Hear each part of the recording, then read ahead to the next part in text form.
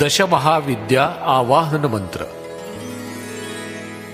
काली तारा महाविद्या षोडशी भुवनेश्वरी भैरवी छिन्नमस्ता च विद्या धूमावती तथा बगला सिद्धि विद्या च मातंगी कमलात्मिका एतादश महाविद्याः सिद्धि विद्याः प्रकीर्तिताः।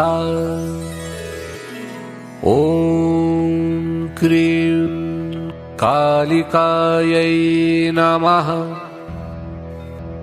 ॐ ह्रीं तारायै नमः।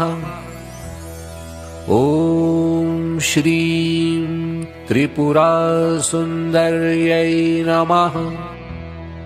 ॐ ह्रीं भुवनेश्वर्यै नमः। ॐ ह्रीं भैरव्यै नमः। ॐ ह्रीं छिन्नमस्तायै नमः। ॐ धूं धूमावत्यै नमः। ॐ ह्रीं बगलामुखी नमः।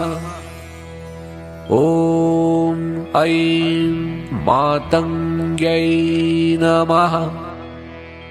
ॐ श्रीं कमलायै नमः।